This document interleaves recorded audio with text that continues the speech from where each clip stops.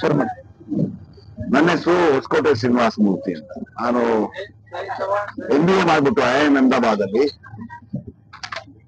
MBA degree ತಗೊಂಡಿದ್ದೀನಿ.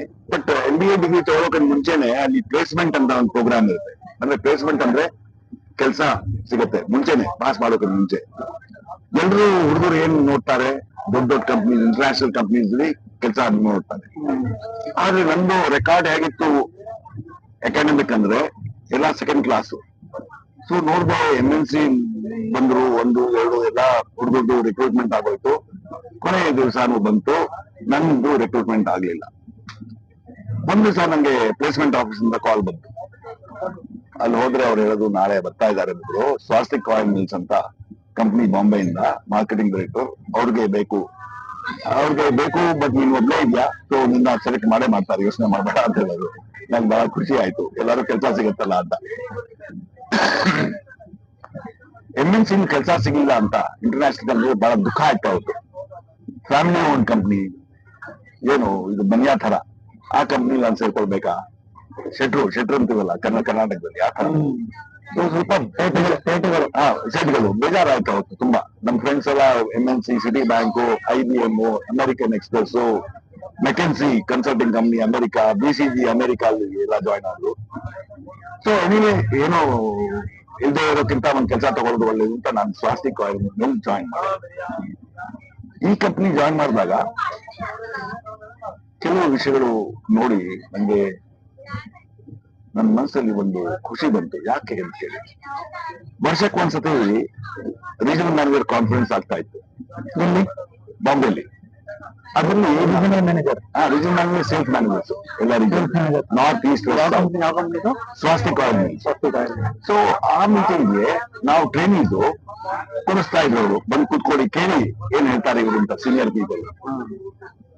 ಯಾಕೆಂದ್ರೆ ನೀವೇನು ಮಾತಾಡಬೇಕಾಗಿಲ್ಲ, ನೀವೇನು ಕಾಂಟ್ರಿಬ್ಯೂಟ್ ಮಾಡಕ್ಕಾಗಲ್ಲ ಇವತ್ತು, ಬಟ್ ಇಲ್ಲಿಂದ ಕಲಿತೀರಾ ನೀವು, ಮುಂದೆ ಹೋಗಿ ನೀವು ಈ ಮೀಟಿಂಗ್ಸ್ ಕಂಡಕ್ಟ್ ಮಾಡಬಹುದು, ನಂತರ ಒಂದ್ ದಿವಸ ಮೇಲೆ ಹೋದಾಗ. So this was A great disclosure ನಮ್ಗೆ. ಯಾಕಂದ್ರೆ MNC ತರ ಟ್ರೀಟ್ ಮಾಡಲ್ಲ, ನಂಬರ್ 1. ನಂಬರ್ 2 ಏನಾಯ್ತು ಅಂದ್ರೆ, ನಾನು ಈ ಕೆಲಸ ಬಿಟ್ಟು ಕೇನ್ಯಾ ಹೋದೆ. ಆಫ್ರಿಕಾ, ಈಸ್ಟ್ ಆಫ್ರಿಕಾಗೆ. ಹೌದು.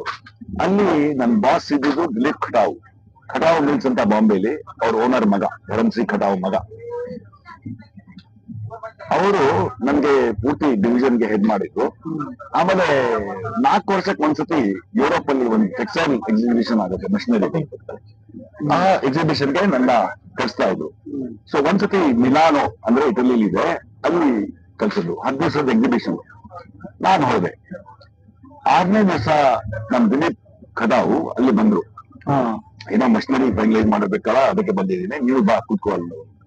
ಸರಿ ಇದೆ. 10ನೇ ದಿವಸ ಕೆಲಸ ಮುಗಿತು. 5 ಸ್ಟಾರ್ ಹೋಟೆಲ್, ದುಡ್ಡು ಕೊಟ್ಟಿದ್ರು ಕಂಪ್ನಿನವ್ರು ನಂಗೆ. ನಾನು ಚೆಕ್ಔಟ್ ಮಾಡಿದೆ, ಬ್ಯಾಗ್ ತಗೊಂಡ್ ಕೈ ಬಂದೆ, ಕ್ಯಾಶಿಯರ್ ಹತ್ರ ಹೋದೆ. ಬಿಲ್ ಎಷ್ಟಾಯ್ತು ಕೊಡಿ, ಪೇಮೆಂಟ್ ಮಾಡ್ತೀನಿ ಅಂತ. ಹುಡುಗಿ ಒಂದು ಕೂತಿರೋಳು ಹೇಳ್ತಾಳೆ, ಅಲ್ಲಿ ನಿಂತ್ಕೊಂಡಿದಾರಲ್ಲ ಅವ್ರು ನಿಮ್ದು ಬಿಲ್ ಪೇ ಮಾಡಾಯ್ತು ಅಂತ. ಅಲ್ಲಿ ನೋಡಿದ್ರೆ ನಮ್ ಬಾಸ್ ದಿಲೀಪ್ ಖಟಾವ್. ನಾನು ಹೋಗಿ ಕೇಳಿದೆ, ದಿಲೀಪ್ ಸೇಠ್ ಯಾಕೆ ಹೀಗೆ ಮಾಡಿದ್ವಿ, ನನ್ಗೆ ದುಡ್ಡು ಕೊಟ್ಟಿದ್ರಲ್ಲ ನೀವು? ಅಲ್ಲ ಕಣಯ್ಯ, ನೀನ್ ಹೆಂಡತಿನ ಬಿಟ್ಟು ಬಂದಿದ್ಯಾ ನೈರೋಬಿಲಿ, ನಿಮ್ಗೆ ಸ್ವಲ್ಪನೂ ಇದಿಲ್ವಾ, ಕರುಣೆ ಇಲ್ವಾ ಅವ್ರಿಗೋಸ್ಕರ? ಅಟ್ಲೀಸ್ಟ್ ನೀನ್ ಏನ್ ಮಾಡು ಅಂದ್ರೆ ಲಂಡನ್ ಹೋಗ್ಬಿಟ್ಟು ಶಾಪಿಂಗ್ ಮಾಡುವ ಅವ್ರಿಗೋಸ್ಕರ, ಫ್ಯಾಮಿಲಿಗೋಸ್ಕರ. ಇದು MNC ಇಂಟರ್ನ್ಯಾಷನಲ್ ಕಂಪ್ನೀಸ್ ಆಗಲ್ಲ, ನಿಮ್ ದುಡ್ಡಿದ್ರೆ ಖರ್ಚು ಮಾಡು ನೀನು ಅಂತ ಹೇಳ್ತಾರೆ, ಬರೀತಾರೆ ಅವರು. ಅಂದ್ರೆ ಅವರು ನಿಮ್ಗೆ ಖಟಾವ್ ಅವರು ನಿಮ್ ಕೈ ದುಡ್ಡು ಕೊಟ್ಟವ್ರೆ ಶಾಪಿಂಗ್. ಅದು ಆಲ್ಮೋಸ್ಟ್ $1,000 ಆ ಟೈಮಲ್ಲಿ. 75 1996ರಲ್ಲಿ 75. ಸರಿ 76 75ರಲ್ಲಿ. ಆ ಟೈಮಲ್ಲಿ $1,000 ಇವತ್ತು ಎಷ್ಟಿರ್ಬೋದೋ ಗೊತ್ತಿಲ್ಲ. $50,000 ಎಷ್ಟಿತ್ತು ಕಾರ? ಈ ತುಂಬಾ, ಅವಾಗ ₹7 ಇತ್ತು, ₹8 ಇತ್ತು. ಈಗ $7,000. ಈಗ ₹80. ಅವಾಗ $7,000 ಅಂದ್ರೆ 80,000. ಸರಿ, ಅದು ಬೇರೆ ವಿಷಯ. ಸೊ ಇದು ಇನ್ನೊಂದು ಎಕ್ಸಾಂಪಲ್ ಆಯ್ತು ನಂಗೆ, family own companies hack treat ಮಾಡ್ತಾರೆ ಅಂತ. 3ನೇ ಕೆಲಸ ನಾನು ವಾಪಸ್ ಇಂಡಿಯಾಗೆ ಬಂದೆ. ಯಾವ ಕಾರಣದಿಂದ ಮೈಸೂರಲ್ಲಿದ್ದೆ. ಮೈಸೂರಲ್ಲಿ ಕೆಲಸ ಸಿಗೋದು ಅವಾಗ ಬಹಳ ಕಷ್ಟ. 85, 86 ಇಂಡಸ್ಟ್ರಿ ಕಮ್ಮಿ, ಚಿಕ್ಕ ಇಂಡಸ್ಟ್ರಿ ಇತ್ತು, ಸ್ಮಾಲ್ ಸ್ಕೇಲು. ಅಲ್ಲೆಲ್ಲ ರಿಕ್ರೂಟ್ ಮಾಡೋಕೆ ಶಕ್ತಿ ಇಲ್ಲ ಯಾರು, MBA ಅಂದ್ರೆ. ಆವಾಗ ನಾನು ಒಂದು ಬಿಸ್ನೆಸ್ ಶುರು ಮಾಡಿದೆ. ಇದು ದನಕ್ಕೆ ಹಾಕೋ ಊಟದ್ದು ಬಿಸ್ನೆಸ್, ಫೀಡ್ ಅಂತೀವಿ, ಕ್ಯಾಟಲ್ ಫೀಡ್. ಸೊ ಅಲ್ಲಿ ಖರ್ಚು ಮಾಡ್ತಾ ಇದ್ದ ದುಡ್ಡು, ಆದ್ರೆ ನಮ್ಗೆ ಆ ಯೋಗ್ಯತೆ ಇರಲಿಲ್ಲ ದುಡ್ಡು ಕಲೆಕ್ಟ್ ಮಾಡಕ್ಕೆ ಬಯರ್ಸ್ ಕೈಲಿ. ಆ ಬುದ್ಧಿ ನಮ್ಗಿರ್ಲಿಲ್ಲ. ಕಂಪ್ನಿ ಕೆಲಸ ಮಾಡೋದು ಬೇರೆ ವಿಷಯ, ಆದ್ರೆ ಸ್ವಂತ ಬಿಸ್ನೆಸ್ ಅಲ್ಲಿ ಇದು ಕಲಿಬೇಕು. ಬ್ರಾಹ್ಮಣ ಇಲ್ಲ, ಅದೇ ಬಿಡ್ತೀನಿ, ಬ್ರಾಹ್ಮಣ ಬಿಸ್ನೆಸ್ ಮಾಡೋ ಯೋಗ್ಯತೆ ಇಲ್ಲ ಸ್ವಂತ, ಬೇರೆ ನೌಕರಿ ಮಾಡ್ಬೋದು. ಸೊ ಇದಾಯ್ತು. ಒಂದ್ ದಿವಸ ನೋಡ್ತೀನಿ, ರಸ್ತೆಯಲ್ಲಿ ನಿಂತಿದ್ದೀನಿ, ಜೇಬ್ ಖಾಲಿ, ಬ್ಯಾಂಕ್ ಅಕೌಂಟ್ ಖಾಲಿ. ಅದ್ರ ಮೇಲೆ ಇನ್ನೊಂದು 50,000 ಸಾಲ ಬ್ಯಾಂಕ್, ಕೆನರಾ ಬ್ಯಾಂಕ್ ಬಳ್ಳಾರಿ ಸರ್ಕಲ್ನಿಂದ. ಏನ್ ಮಾಡೋದು ಅಂತ ತೋರಿಸಿಲ್ಲ ನಮ್ಗೆ. ಅವಾಗ ನಮ್ಗೊಂದು ಮಿತ್ರ ಇದ್ರು, ಡಾಕ್ಟರ್ ಚಂದ್ರ. ಅವರದು ಸೈಕಲ್ ಬ್ಯಾಂಕ್ ನಮ್ಗೆ ಗೊತ್ತು owners, because they are also in Rotary club. I M A member. ಅವ್ರಿಗೂ ಒಳ್ಳೆ MBA ಬೇಕು ಆಸ್ ಜನರಲ್ ಮ್ಯಾನೇಜರ್. ನಾಳೆ ಹೋಗಿ ಮೀಟ್ ಮಾಡೋಣ ಗುರುನ ಅಂತ ಹೇಳಿದ್ರು. ಸೊ ಇನ್ನೇನು ನಮ್ಗೆ ರಸ್ತೆ ಇರಲಿಲ್ಲ, ಸರಿ ಇವು ಅಂತ ಹೇಳಿದೆ. ಗುರುನ ಮೀಟ್ ಮಾಡಿದ್ವಿ. 3 ದಿವಸ ನನ್ನ ಇಂಟರ್ವ್ಯೂ ಮಾಡಿದ್ರು. ಆಮೇಲೆ ಯಾವಾಗ ಜಾಯಿನ್ ಮಾಡ್ತೀರಾ ಅಂತ ಹೇಳಿದ್ರು. ನಾನು ಹೇಳಿದೆ ಇವತ್ತೇ ಮಾಡ್ತೀನಿ, ಈಗಲೇ ಮಾಡ್ತೀನಿ ಅಂತ. ಸರಿ ಪರವಾಗಿಲ್ಲ, ಮಾಡ್ಬೋದು. ಆದ್ರೆ ಒಂದ್ 4-5 ದಿವಸ ನಮ್ ಜೊತೆ ಕೂತ್ಕೊಂಡು ನೀವು ಕಂಪನಿ ವಿಷಯ ತಿಳ್ಕೊಳ್ಳಿ, ನೀವು ಆಮೇಲೆ ನಿಮ್ ಕೆಲಸ ಶುರು ಮಾಡಿ ಅಂತ ಹೇಳಿದ್ರು. ಅದು ಕರೆಕ್ಟ್ ಅನ್ಕೊಂಡೆ. 2ನೇ ದಿವಸ ಗುರು ಮೀಟಿಂಗ್ ಅಲ್ಲಿ ನೋಡಿದ್ರು, ಏನೋ ಧ್ಯಾನ ಕೊಡ್ತಾ ಇಲ್ಲ, ಎಲ್ಲೋ ನಿಮ್ದು ಮನ್ಸು ಓಡಾಡ್ತಾ ಇದೆ, ಮಾತಾಡೋದು ನಿಮ್ಗೆ ಅರ್ಥ ಆಗುತ್ತೆ ಗೊತ್ತಿಲ್ಲ. ಸೊ ಇದು ಬಹಳ ಕಷ್ಟ ಆಗತ್ತೆ ನಮ್ಗೆ, ಡೈವರ್ಟ್ ಆಗಿರುತ್ತೆ ಅದು. ಆಮೇಲೆ ಹೇಳ್ತೇನೆ, ಅದಕ್ಕೆ ನೀವು ಸ್ವಲ್ಪ ನಮ್ ಜೊತೆ ಕೆಲಸ ಮಾಡ್ಬೇಕು ಅಂದ್ರೆ ಅರ್ಥ ಮಾಡ್ಕೊಡಿಲ್ಲ ಅಂತ. 2 ದಿವಸ ಆದ್ಮೇಲೆ ತಿರ್ಗಾ ಗುರು ಹೇಳಿದ್ರು, ಮತ್ತೆ ನಿಮ್ಗೆ ಏನೋ ಯೋಚನೆ ಆಗ್ತಾ ಇದೆ, ತುಂಬಾ ತಲೆ ಕೆಟ್ಟಿದೆ, ಏನು ಅಂತ ನಂಗೆ ಹೇಳ್ದೆ ಇದ್ರೆ ನಾವು ಮುಂದೆ ಮೀಟಿಂಗ್ ಮಾಡಲ್ಲ ನಿಮ್ ಜೊತೆ. ಅವಾಗ ಏನ್ ಮಾಡೋದು? ನಾನು ಹೇಳ್ದೆ ಗುರುಗೆ, ಈ ತರ ಆಯ್ತು, ನನ್ ದುಡ್ಡೆಲ್ಲ ಹೊಟ್ಟೋಯ್ತು, ತಂದಿದ್ದು ನೈರೋಬಿಯಿಂದ, ಪ್ಲಸ್ 50,000 ಸಾಲ ಇದೆ ಬ್ಯಾಂಕ್ದು, ಕೆನರಾ ಬ್ಯಾಂಕ್ದು. ಅದು ವಾಪಸ್ ಕೊಡಕ್ಕೆ ನಿಮ್ ಸ್ಯಾಲ್ರಿಲಿ 3 ವರ್ಷ ಆಗತ್ತೋ 4 ವರ್ಷ ಆಗತ್ತೋ ಗೊತ್ತಿಲ್ಲ ನನಗೆ. ಅದಕ್ಕೆ ಯೋಚನೆ ತಗೊಳ್ಳಿ. ಅಷ್ಟೇನಾ? ಹಾಗಾದ್ರೆ ಒಂದ್ ಕೆಲಸ ಮಾಡಿ, ನಾಳೆ ಬೆಳಗ್ಗೆ ನಮ್ಮ ಮನೆ ಕಾಫಿಗೆ ಬನ್ನಿ ಅಂತ. ಸರಿ, ಬೆಳಗ್ಗೆ 9 ಗಂಟೆಗೆ ಅವ್ರ ಮನೆಗೆ ಹೋದೆ. ಕಾಫಿ ಕೊಟ್ರು, ಸುಲೋಚನಾ ಬಹಳ ಒಳ್ಳೆ ಹೆಂಗಸವರು. ಆಮೇಲೆ ಗುರು ಹೇಳಿದ್ರು 5 ನಿಮಿಷ ಕೂತ್ಕೊಂಡಿದೆ, ಬರ್ತೀನಿ ಅಂತ. ರೂಮ್ಗೆ ಹೋಗಿ ವಾಪಸ್ ಬಂದ್ರು. ಆಮೇಲೆ ಒಂದು ಎನ್ವಲಪ್ಮೆಂಟ್ ಕೊಟ್ರು. ನೋಡಿ ಮತ್ತೆ ಈಗ ತಕ್ಷಣ ಹೋಗಿ ಬ್ಯಾಂಕ್ಗೆ ನಿಮ್ ಸಾಲ ಸೆಟಲ್ ಮಾಡಿ. 2ನೇದು, ನಾನು ದುಡ್ಡು ಕೊಟ್ಟಿದ್ದೀನಿ ಅಂತ ಯಾರಿಗೂ ಹೇಳ್ಬೇಡಿ, ಆಮೇಲೆ ನಮ್ ತಮ್ಮಂದಿರಿಗೂ ಹೇಳ್ಬೇಡಿ. ಎಂಥ ಮನುಷ್ಯ ಅವನು ನಂಗೆ ಅರ್ಥವಾಗಿಲ್ಲ. ಗುರು ಅವರು ಎಂಥ ಮನುಷ್ಯ, ಈ ಗುರು ಮೈಸೂರು ಎಂಥ ಮನುಷ್ಯ ಈಗ 85 ವರ್ಷ ಆಗುತ್ತೆ. ಸೊ ಎಂಥ ಮನುಷ್ಯ ಅಂತ ಅನ್ಕೊಂಡು ಆಫೀಸ್ಗೆ ಹೋದೆ. ಸೊ ಇದೊಂದು ಎಕ್ಸಾಂಪಲ್ ಅಂದ್ರೆ ಫ್ಯಾಮಿಲಿ ಓನ್ ಅಂತೀವಲ್ಲ, ಶೆಟ್ರು ಕಂಪನಿ, ಹಾಗೆ ಒಳ್ಳೆ ತಾನ ಇದೆ ಅವರು ಅಂತ. 4ನೇದು ಕೆಲವೊಂದು ಸ್ಕಿಪ್ ಮಾಡ್ಬಿಡ್ತೀನಿ. ಇದು ನ್ಯಾಷನಲ್ ಅಪಾರಲ್ಸ್ ಬಾಂಬೆ ಒಂದು ಕಂಪ್ನಿ ನಮ್ದು ರಿಕ್ರೂಟ್ಮೆಂಟ್ ಆಯ್ತು. ಅದು 4ನೇ ಜಾಬ್ ನಮ್ದು ಬಾಂಬೆಲಿ ನ್ಯಾಷನಲ್ ಅಪಾರಲ್ಸ್ ಅಂತ ಕಂಪ್ನಿ. ಅವರು ಫೇಮಸ್ ಅವಾಗ ಇದ್ದಿದ್ದು ಹೊಸದಿಗೆ VIP, ಬೋನಸ್, JGB, ಲವಬಲ್ ಅಂತ ಅಂಡರ್ ಗಾರ್ಮೆಂಟ್ಸ್ಗೆ. ಅವ್ರು ನನ್ನ ಕರೆದಿದ್ದು ಯಾಕೆ ಅಂದ್ರೆ ನನ್ಗೆ ಪ್ರೆಸಿಡೆಂಟ್ ಆಗಿ ತಗೊಂಡು ಗಾರ್ಮೆಂಟ್ಸ್ಗೆ ಡೈವರ್ಸಿಫೈ ಮಾಡ್ಬೇಕು ಅಂತ. ಸೊ ನನ್ ಕೆಲಸ ಇದ್ದಿದ್ದು ಜೀನ್ಸ್ ಮ್ಯಾನುಫ್ಯಾಕ್ಚರಿಂಗ್ ಮಾಡಿ, ಮಾರ್ಕೆಟಿಂಗ್ ಮಾಡಿ, ಬಿಸ್ನೆಸ್ ಪ್ಲಾನ್ ಮಾಡಿ, ತಯಾರಿ ಮಾಡ್ಬೇಕು. ಅದಂತೀನಿ ಈಗ ಎಲ್ಲ ಮ್ಯಾನುಫ್ಯಾಕ್ಚರಿಂಗು ಬ್ಯಾಂಗ್ಳೂರ್ಗೆ. ಅದಕ್ಕೆ ಅವ್ರು ಹೇಳೋದು ಒಂದು 10 ದಿವಸ ಅಲ್ಲಿ ಇದ್ಬಿಟ್ಟು ಬನ್ನಿ, ಪರಿಚಯ ಮಾಡ್ಕೊಂಡು ಬನ್ನಿ ಎಲ್ಲ ವೆಂಡರ್ಸ್ ಕೈಗೆ. ಸರಿ ಅಂತ ಒಂದು ಫ್ಲೈಟ್ ತಗೊಂಡೋಗಿ ಸಾಯಂಕಾಲ 7 ಗಂಟೆಗೆ ಬಂದೆ. ಗೆಸ್ಟ್ ಹೌಸ್ ಇತ್ತು, ಗೆಸ್ಟ್ ಹೌಸ್ ಹೋದೆ. 8 ಗಂಟೆಗೆ ಯಾರೋ ಬಾಗಲ್ ತಟ್ಟೋದು, ನನ್ ಬಾಗಲ್ ತೆಗೆದು ನೋಡಿದ್ರೆ ರೆಡ್ಡಿ ಸರ್ ಅಲ್ಲಿ ನಿಂತಿದ್ರು. ಬರ್ಬೋದ ಅಂತ ಹೇಳಿದ್ರು, ಬನ್ನಿ ಅಂತ ಹೇಳಿದ್ರು. ಆಮೇಲೆ ಅವರು ಕೂತ್ಕೊಂಡ್ರು. ಆಮೇಲೆ ಹೇಳಿದ್ರು, ಮುತ್ತಿ 1 ಮಿನಿಟ್ ಬಾಬು ಬಾಯಿಲಿ ಅಂತ ಹೇಳಿದ್ರು. ರಾಯ್ಗಡ ನೋಡು, ಇವರು ಬಹಳ ನಮ್ಗೆ ಇಂಪಾರ್ಟೆಂಟ್ ಎಂಪ್ಲಾಯಿ, ಇವರು ನಮ್ ಕಂಪ್ನಿ ಭವಿಷ್ಯ ಮಾಡೋರು, ಅದಕ್ಕೆ ತುಂಬಾ ಕೇಳ್ತದೆ. ಫಸ್ಟ್ ನಮ್ ಹೌಸ್ ಬ್ರ್ಯಾಂಡ್ ಒಂದಿದೆ ವಿಸ್ಕಿದು, ಅದು ಹೇಳ್ಬೋದು, ಪರವಾಗಿಲ್ಲ. ಸೊ ಅದು RC ಅಂತ, ರಾಯಲ್ ಚಾಲೆಂಜ್. ಆ ಬಾಟಲ್ ತಗೊಂಡ್ ಬಂದು ಇಡು. ಈಗ ಅವ್ರಿಗೇನಾದ್ರು ಬೇರೆ ಬ್ರ್ಯಾಂಡ್ ಇಷ್ಟ ಇದೆ, ಬೇರೆ ಬ್ರ್ಯಾಂಡ್ ತಗೋತಾ, ಅದೇ ಕೊಡ್ಬೇಕು ಅಂತ ಏನಿಲ್ಲ ರೂಲ್ಸ್. ಪಾರ್ಟಿ ಅರೇಂಜ್ ಮಾಡಿರೋ. ಆಮೇಲೆ ಇವ್ರಿಗೆ ಏನ್ ಊಟ ಬೇಕು ಆ ಊಟ ಅಡ್ಗೆ ರೆಡಿ ಮಾಡು. ಅದ್ ನಮ್ದು ಸ್ಟ್ಯಾಂಡರ್ಡ್ ಏನೋ ಒಂದು ರೆಡ್ಡಿ ಸಾಗ್ ಮಾಡಿದೀನಿ ಅಂತ ಕೊಡ್ಬೇಡ ಇವ್ರಿಗೆ. ಇವ್ರಿಗೆ ಏನಿಷ್ಟು ಅದ್ ಮಾಡ್ಕೊಡು. ಇದ್ ನೋಡಿದ್ರೆ ನಂಗೆ ಆ ದುಃಖ ಅವತ್ತಾಗಿತ್ತಲ್ಲ 70ರಲ್ಲಿ ಇಂಟರ್ನ್ಯಾಷನಲ್ ಕಂಪ್ನಿ ಕೆಲಸ ಸಿಗಲಿಲ್ಲ ಅಂತ. ಆ ದುಃಖ ಹೊಟ್ಟೋಯ್ತು. ಯಾಕಂದ್ರೆ ಈಗ ನಂಗೆ ಅರ್ಥ ಆಯ್ತು, ಈ ಶೆಟ್ರು ಫ್ಯಾಮಿಲಿ ಕಂಪ್ನೀಸ್ ಇದೆಯಲ್ಲ, ಅವ್ರಲ್ಲಿ ನಮ್ ಜೊತೆ ಒಂದು ಎಮೋಷನಲ್ ಕನೆಕ್ಷನ್ ಆಗೋಗುತ್ತೆ. ಸ್ವಲ್ಪ ಸಂಬಳ ಕಮ್ಮಿ ಇರುತ್ತೆ ಇಂಟರ್ನ್ಯಾಷನಲ್ ಕಂಪ್ನಿಗಿಂತ, ಪರವಾಗಿಲ್ಲ. ಆದ್ರೆ ನನ್ನ ಅವ್ರ ಪರಿವಾರದ ತರ ಇಟ್ಕೊಳ್ತಾರೆ. ಫ್ಯಾಮಿಲಿ ಮೆಂಬರ್ ತರ ಫ್ಯಾಮಿಲಿ ಆ ವಿಶ್ವಾಸ ಅವ್ರು ನೋಡ್ಕೊಳ್ತಾರೆ. ಇದು MNC ಆಗಕ್ ಸಾಧ್ಯವಿಲ್ಲ ಅಂತ ನಾನು ಹೇಳೋದು ಅಷ್ಟೇ. ಧನ್ಯವಾದಗಳು ಈ ಟಾಪ್ಗೆ. ಹೌದಾ? ಆದ್ರೆ ಆಗ 1976 ಅಲ್ಲಿ ಇವರು ಪಟ್ಟಿರುವಂತ ಕಷ್ಟಗಳು, ಒಳ್ಳೊಳ್ಳೆ ಕಂಪ್ನಿ, ಎಷ್ಟು ಮಿನಿಮಮ್ ಅಂದ್ರೆ ಎಷ್ಟು ಕಂಪ್ನಿ ಕೆಲಸ ಮಾಡಿದ್ರಿ ನೀವು? 5 ಕಂಪ್ನಿ ಕೆಲಸ ಮಾಡಿದ್ರಿ. ಇದ್ರಲ್ಲ ಈಗ ಸೌತ್ ಆಫ್ರಿಕಾ, ಈಸ್ಟ್ ಆಫ್ರಿಕಾ ಅದು ಪ್ಲಸ್ ಹೇಳಿದ್ರಲ್ಲ, ಫಸ್ಟ್ ಸ್ವಾಸ್ತಿಕ ಆಮೇಲೆ ನೆಕ್ಸ್ಟ್ ಕೇನಿಯಾ ದಿಲೀಪ್ ಕಟಾವು, 3ನೇದು ರಂಗರಾವ್ ಅಂಡ್ ಸನ್ಸ್ ಗುರು ಅವರು ಓನರು, 4ನೇದು ಕರ್ಲಾನ್ ಮ್ಯಾಟ್ರೆಸ್ 5 ಫ್ಯಾಮಿಲಿದು, 5ನೇದು ಬಾಂಬೆದು Reddy Pathare partners company. So 5 ಕೆಲಸ ಮಾಡಿದ್ದೆ. ಆಮೇಲೆ ಟೀಚಿಂಗ್ ಮಾಡಿದೆ 8 ವರ್ಷ ಬ್ಯಾಂಗ್ಳೂರ್ ಯೂನಿವರ್ಸಿಟಿಲಿ ಆಸ್ ಪ್ರೊಫೆಸರ್ ಆಗಿ. ಈಗ ರಿಷಿಕೇಶಲ್ಲಿ ನೀವು 10 ವರ್ಷ ರಿಷಿಕೇಶ್ ಹರಿದ್ವಾರ್ಲಿ 10 ವರ್ಷ ಇದ್ದೆ. ಈಗ ಒಂದು ಸ್ಕೂಲ್ಗೆ ಸಪೋರ್ಟ್ ಮಾಡ್ತೀನಿ ರಿಷಿಕೇಶಲ್ಲಿ. ಆಮೇಲೆ ಪೇಷಂಟ್ಸ್, ಯಾಕಂದ್ರೆ ನಮ್ಮ ನೇಬರ್ಸ್ ಎಲ್ಲ ಆದ್ರೂ ಈ 80 ಏಜಲ್ಲಿ ಕೂಡ, ಅರೆ ಏಜಲ್ಲಿ 80 ವರ್ಷ ಆಗಿದ್ರು 4 ಜನಕ್ಕೆ ಹೆಲ್ಪ್ ಮಾಡ್ಬೇಕು ಅನ್ನೋದು ಪಾಪ ಇವ್ರು ಇದ್ರಲ್ಲಿ ಇನ್ನು ಮಂತಲ್ಲಿ ಹೇಳ್ತಾ ಇದೆ. ಯಾಕೆ ಅಂತಂದ್ರೆ ಈಗ ಬಡವರು ಅನ್ನೋದು ಊಟ ತಿಂಡಿ ಇಲ್ದರು ಆದಷ್ಟು ಕಷ್ಟದಲ್ಲಿರುವಂತವ್ರಿಗೆ ಇವ್ರು ಆದಷ್ಟು ಈ 80ನೇ ವಯಸ್ಸಲ್ಲಿ ಇವರು ಹೆಲ್ಪ್ ಮಾಡ್ತಾರೆ. ಅವ್ರಿಗೆ ಇನ್ನು 80 ಅಲ್ಲ, ಇನ್ನೂ ದೇವರು ಇನ್ನೂ 4 ಜನಕ್ಕೆ ಚೆನ್ನಾಗಿದ್ರೆ ಇನ್ನೂ 4-5 ಜನಕ್ಕೆ, ಇನ್ನೂ 1000 ಜನಕ್ಕೆ, 100 ಜನಕ್ಕೆ, ಲಕ್ಷಾಂತರ ಜನಕ್ಕೆ ಹೆಲ್ಪ್ ಮಾಡ್ಬೋದು. ಮೋಹಿತ್ ಅವ್ರೆ, ಒಂದು ಚಿಕ್ಕ ವಿಷಯ ಹೇಳ್ತೀನಿ. ಇದು ಅಳಿಲ್ ಸೇವೆ ಅಂತಾರೆ. ರಾಮನ್ ಮಾಡಿದ ಸೇವೆ ಅಳಿಲು ಮಾಡ್ತಾ ಇರೋದು. ಅಳಿಲ್ ಸೇವೆ ಅಲ್ಲ. ಅಳಿಲ್ ಸೇವೆ ಅನ್ನೋದಕ್ಕಿಂತ ಈಗ ಇವ್ರು ನಿಮ್ ಫೈನಾನ್ಷಿಯಲಿ ಲೆಕ್ಕಾಚಾರ ನೋಡಿದ್ರೆ ಈ ಸೇವೆ ನೀವು ಮಾಡದೇ ಇದೀರಿ ಅಂತ ಅಂದ್ರೆ, ಈಗ ನಿಮ್ಗೆ ಪರ್ಸನಲಿ ಪ್ರಾಬ್ಲಮ್ ಇಟ್ಕೊಂಡು ನೀವು ಬೇರೆಯವ್ರಿಗೆ ಮಾಡ್ತಿದೀರಿ ಅಂತ ಅಂದ್ರೆ ಅದಕ್ಕೆ ದಾರಿ ತೋರ್ಸೋನು ಒಮ್ಮೆ ಭಗವಂತ ತೋರ್ಸ್ತಾನ ದಾರಿ ಯಾವಾಗ ಬೇಕೋ ಅದಕ್ಕೆ ಹೇಳ್ಕೊಂಡು. ಅದಕ್ಕೆ ನಾನೇನು ಮಾಡ್ತಾ ಇಲ್ಲ. ಭಗವಂತನ ಇವರು ಸ್ನೇಹಿತರೆ ಆದ್ರೂ ಊರಿಗ ಟೋಟಲ್ 7 ಬುಕ್ ಬರ್ತಿದ್ದಾರೆ. ಆಲ್ರೆಡಿ 7 ಪಬ್ಲಿಷ್ ಆಗಿದೆ, ಇನ್ನೂ 2 ಬುಕ್ ಬರ್ತಿದ್ದಾರೆ. ಅವನು 2 ಪಬ್ಲಿಷ್ ಆಗಿಲ್ಲ, ಇನ್ನು ಪಬ್ಲಿಷ್ ಆಗುತ್ತೆ, ಅದ್ ಮಾಡ್ತಾರೆ.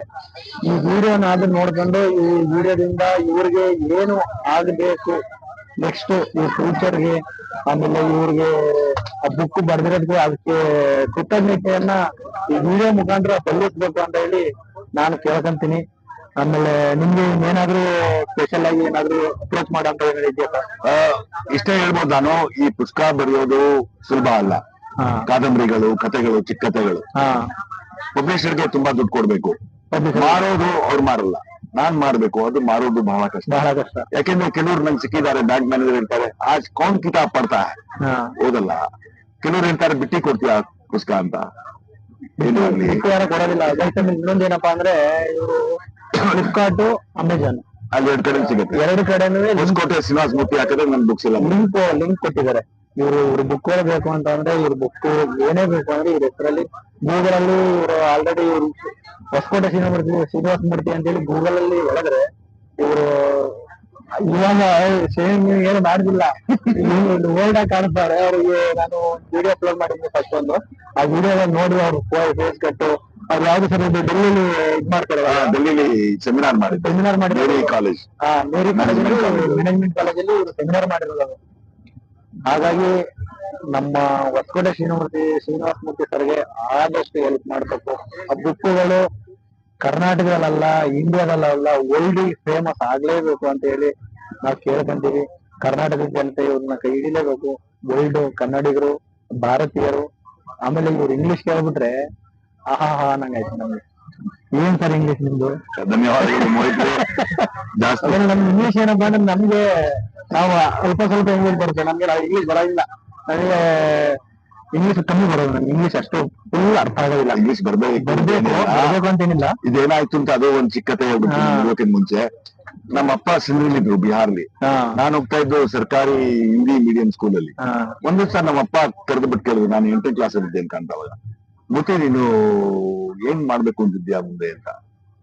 ನಾನು ಹೇಳಿದೆ ಇಂಜಿನಿಯರ್ ಆಗ್ತೀನಿ, ದೊಡ್ಡ ಕೆಲಸ ಮಾಡ್ತೀನಿ ಅಂತ. ನಿನ್ ಬರೋ ಇಂಗ್ಲಿಷ್ ಅಲ್ಲಿ ಇಂಜಿನಿಯರ್ ಆಗಕ್ಕಾಗಲ್ಲ, ಒಂದ್ ಕೆಲಸ ಮಾಡ್ಬೋದು, ನೀನು ಫ್ಯಾಕ್ಟ್ರಿಲಿ ಕೆಲಸ ಮಾಡ್ಬೇಕು, ಅಪ್ರೆಂಟಿಸ್ ಕೆಲಸ ಕೊಡ್ತೀನಿ. ಯಾಕಂದ್ರೆ ನಾನು ಅಲ್ಲಿ ಇಂಜಿನಿಯರ್ ಒಪ್ಕೊಳ್ತಾರೆ ನಮ್ಮ ಚೀಫು, ಅಲ್ಲಿ ಕೆಲಸ ಇಂಜಿನಿಯರ್ ಆಗಿದ್ರು ಸರ್. ಸೊ ಅಲ್ಲಿ ಕೆಲಸ ಕೊಡ್ತೀನಿ. ಅದಕ್ಕೆ ಏನ್ ಮಾಡ್ಬೇಕು ಅಂತ ನಾನು ಅಪ್ಪನ್ ಕೇಳಿದೆ.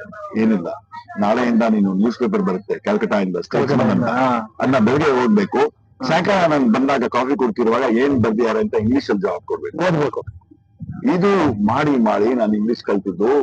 ಎಷ್ಟ್ ಕಲ್ತಿದ್ದೆ ಅಂದ್ರೆ, ಬಾಂಬೆ ಟ್ರಾನ್ಸ್ಫರ್ ಆದಾಗ ಒಂದು ರಾಮನಾರಾಯಣ್ ರುಯಾ ಕಾಲೇಜ್, ಹುಡುಗರೆಲ್ಲ ಬರೀ ಕಚರ್ ಇಂಗ್ಲಿಷ್ ಅಲ್ಲಿ ಮಾತಾಡ್ತಾರೆ. ಅದ್ರಲ್ಲಿ ನಾನು ಏನ್ ಮಾಡ್ಬೇಕು ಅಂತ ಶುರು ಮಾಡಿದೆ ಡೈಲಾಗ್ ಅಲ್ಲಿ. ಯಾಕಂದ್ರೆ ಅವರು ಇಂಗ್ಲಿಷ್ ಬಿಟ್ಟು ಭಾಷೆನೇ ಮಾತಾಡಲ್ಲ ಕಾಲೇಜಲ್ಲಿ. ಆಮೇಲೆ ಇಂಗ್ಲಿಷ್ ಕಲ್ತ್ಕೊಂಡೆ. ಇವತ್ತು ಸ್ವಲ್ಪ ಬರಿತೀನಿ ಇಂಗ್ಲಿಷ್ ಅಲ್ಲಿ. ಬರಿತೀನಿ ಅಲ್ಲ, ಇಂಗ್ಲಿಷ್ ಅಲ್ಲಿ ಬರೆಯೋದಲ್ಲ, ಇವ್ರು ಇಂಗ್ಲಿಷ್ ಸ್ಪೀಚ್ ನ ನೀವು ಕೇಳಬೇಕು. ನಾನು ಇಂಗ್ಲಿಷ್ ಸ್ಪೀಚ್ ಇವ್ರದ್ರ ವಿಡಿಯೋ ಮಾಡಕ್ಕೆ ಏನಾಯ್ತಪ್ಪ ಅಂದ್ರೆ, ಇಂಗ್ಲಿಷ್ ಸ್ಪೀಚ್ ಈಗ ನಮ್ಗೆ ಅಷ್ಟೊತ್ತು ಇದಾಗಿ ಇಲ್ಲಿ ಗೊತ್ತಿಲ್ಲದಿರೋದ್ರಿಂದ ಇವ್ರು ಇಂಗ್ಲಿಷ್ ಸ್ಪೀಚ್ಗಳು ನಮ್ಗೆ ಇದ್ ಮಾಡಕ್ ಆಗ್ತಿಲ್ಲ. ಅದಕ್ಕೋಸ್ಕರ ಈಗ ಇವ್ರನ್ನೇ ನಮ್ಮ ಸರ್ಗೆ, ಶ್ರೀನಿವಾಸ ಮೂರ್ತಿ ಸರ್ಗೆ ಆದಷ್ಟು ಹೆಲ್ಪ್ ಮಾಡ್ಲೇಬೇಕು. ಇದು ನಮ್ಮ ರಿಕ್ವೆಸ್ಟ್. ಈ ವಿಡಿಯೋ ಮುಖಾಂತರ ಈ ವಿಡಿಯೋ ಎಲ್ಲಿ ಗಂಟೆ ಆಗುತ್ತೆ, ಎಲ್ಲಿ ಗಂಟೆ ತಲುಪಿ.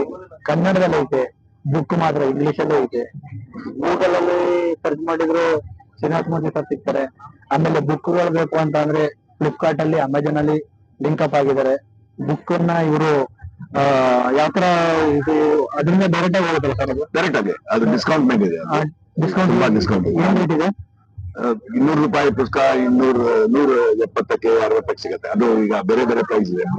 ಸೊ ಅದು ಡಿಸ್ಕೌಂಟ್ ಮೇಲೆ ಸಿಗುತ್ತಂತೆ. ಆ ಬುಕ್ಗಳನ್ನ ತಗೊಳ್ಳಿ, ಆದಷ್ಟು ಬುಕ್ಗಳನ್ನ ಓದಿ. ನೀವು ಆ ಬುಕ್ಗಳನ್ನ ಓದೋದ್ರಿಂದ ಇವ್ರಿಗೆ ಹೆಲ್ಪ್ ಆಗುತ್ತೆ.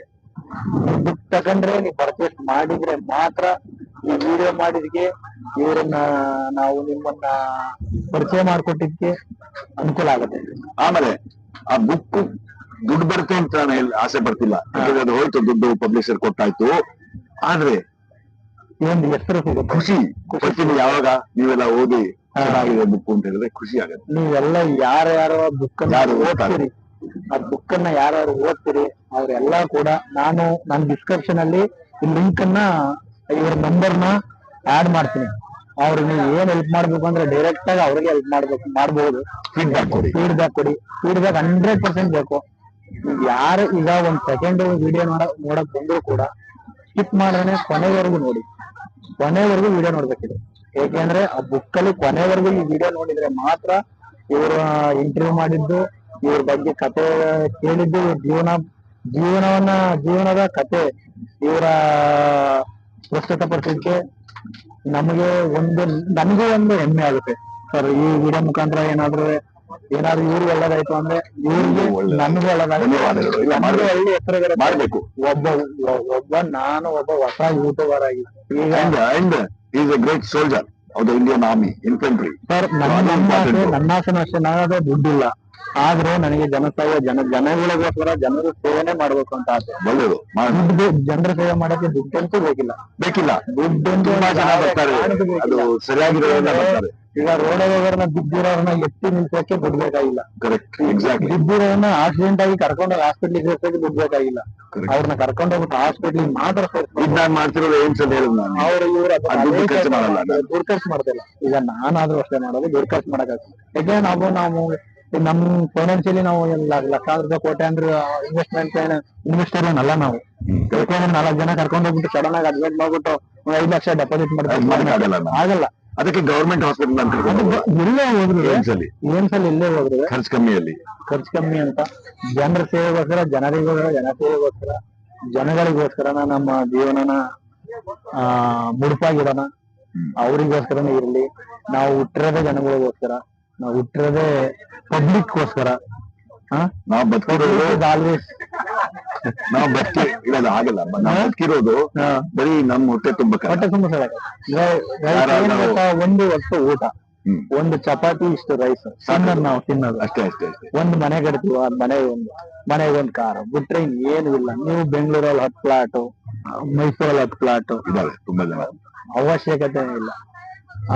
10 ಪ್ಲಾಟ್ ಇಟ್ಟಿದ್ದಾರೆ, ಯಾರು ಖುಷಿಯಾಗಿಲ್ಲ. ಅದನ್ನೇ ಹೇಳ್ಬೋದು.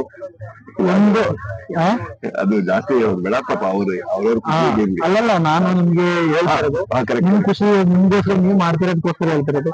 ನೀವು 4 ಜನಕ್ಕೆ ಸಂತೋಷ ಪಡಿಸ್ತಾರೆ, 4 ಜನ ಹೆಲ್ಪ್ ಮಾಡ್ತೀರಿ ಅಂದ್ರೆ ನೀವು 4 ಜನಕ್ಕೆ ಹೆಲ್ಪ್ ಮಾಡಿ ಅಂತ ಹೇಳ್ಕೊಂತ ಈ ವಿಡಿಯೋನ ಇಲ್ಲಿಗೆ ಎಂಡ್ ಮಾಡ್ತಾ ಇದೀವಿ. ಹಾಗೂ ಈ ವಿಡಿಯೋ ಈ ಯೂಟ್ಯೂಬ್ ಚಾನಲ್ ನ ಮೋಹಿತ್ ಕನ್ನಡಿಗ HNP ಅಂದ್ರೆ HNP ಮೀನ್ಸ್ ಒಳನರಸೀಪುರ, ನಮ್ಮೂರನ್ನ ನಾನು ಪಬ್ಲಿಷ್ ಮಾಡ್ಲೇಬೇಕು, ಯಾಕೆಂದ್ರೆ ನಮ್ಮೂರ ಅದಕ್ಕೋಸ್ಕರ ಮೋಹಿತ್ ಕನ್ನಡಿಗ HNP ಅಂತ ಯೂಟ್ಯೂಬ್ ಚಾನಲ್ ಒಳನರಸೀಪುರ HNP ಅಂತ HNP ಅಂತ ಮೆನ್ಷನ್ ಮಾಡಿದೀನಿ. ಆ ಚಾನಲ್ ನ ಸಬ್ಸ್ಕ್ರೈಬ್ ಮಾಡಿ, ಆದಷ್ಟು ಮುಂದೆ ಬರುವಂತ ವಿಡಿಯೋಗಳಿಗೆ ಹೆಲ್ಪ್ ಮಾಡಿ. ಒಳ್ಳೊಳ್ಳೆ ವಿಡಿಯೋಗಳು ಆದಷ್ಟು ಶ್ರಮ ಪಟ್ಟೆ ಪಡ್ತೀನಿ. Thank you so much. ಧನ್ಯವಾದಗಳು. Thank you.